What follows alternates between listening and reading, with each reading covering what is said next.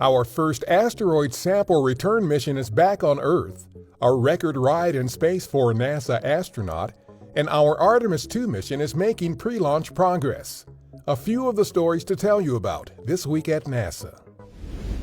On September 24th, the OSIRIS-REx sample return capsule with samples of rock and dust from asteroid Bennu made its historic return to Earth, marking the end of our first asteroid sample return mission.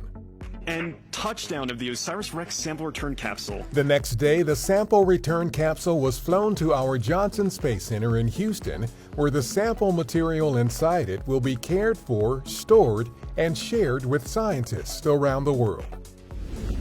The week saw another historic return from space, this one on September 27th by NASA astronaut Frank Rubio. After spending a U.S. record-setting 371 days in space, Rubio landed safely in Kazakhstan along with 2 crewmates. Rubio's record ride comes to an end. Rubio's extended mission provides researchers the opportunity to observe the effects of long-duration spaceflight on humans.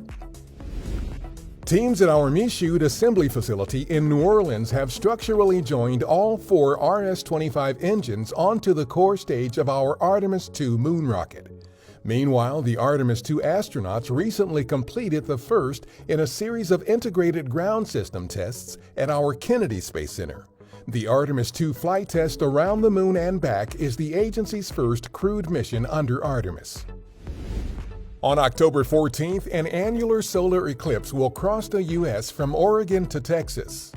An annular eclipse is also known as a ring of fire eclipse because the moon doesn't entirely block out the sun, but instead leaves a bright ring of sun. Learn more about eclipses at solarsystem.nasa.gov/eclipses. That's what's up this week at NASA. For more on these and other stories, follow us on the web at nasa.gov/twan.